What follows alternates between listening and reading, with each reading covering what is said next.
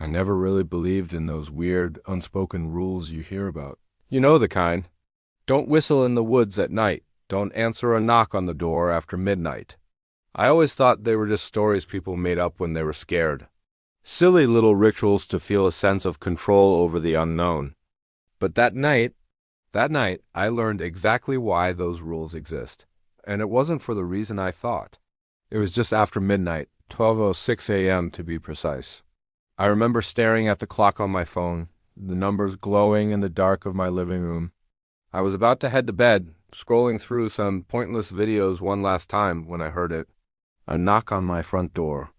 It wasn't a loud, frantic knock like someone was in trouble. It wasn't the quick, rhythmic tap of a delivery driver. It was slow, measured, almost polite. Knock, knock. My first thought was confusion. I wasn't expecting anyone. My friends know better than to show up unannounced this late. I checked my phone again. No missed calls, no text saying I'm outside. I just sat there on my couch, listening to the silence of my house, trying to will away the sound I just heard. Maybe it was the wind. Maybe a branch hit the door.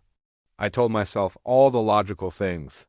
Then it came again. Knock, knock. Same rhythm, same polite pressure. My heart started to beat a little faster.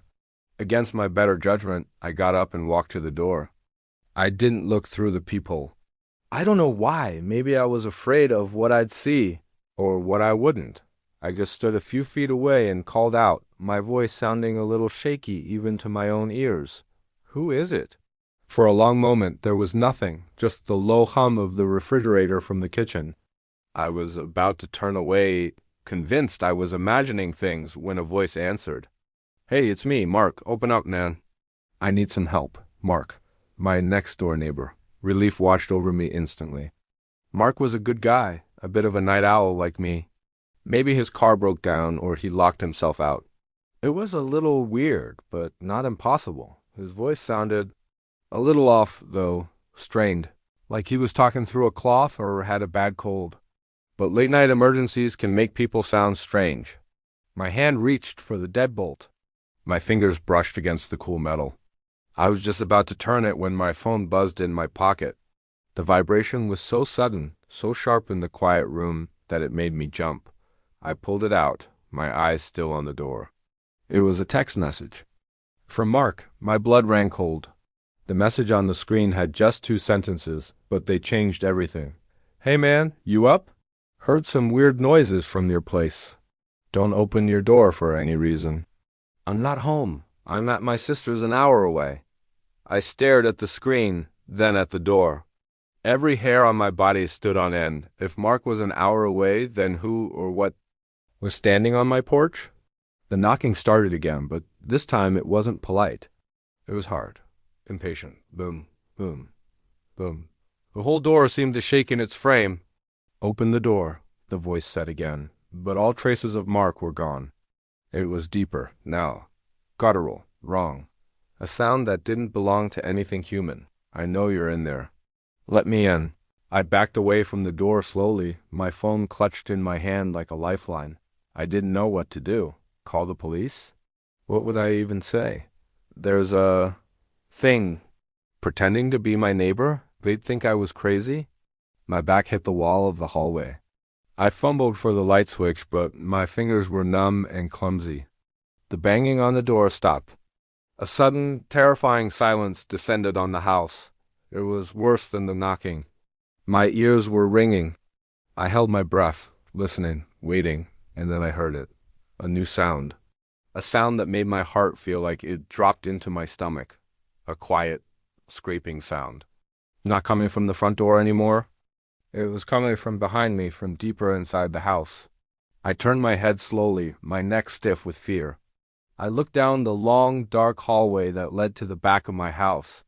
The guest bedroom, the one I never use.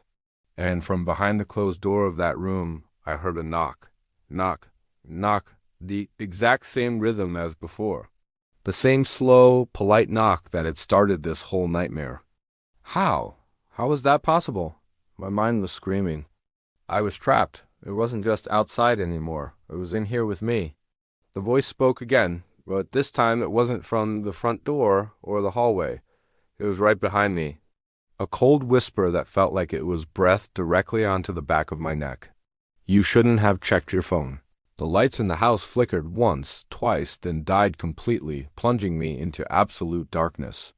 I was frozen in place, too scared to breathe, too scared to move. And then I heard the sound I'd been dreading. The metallic click of a doorknob turning. Not the front door. The one to the guest bedroom.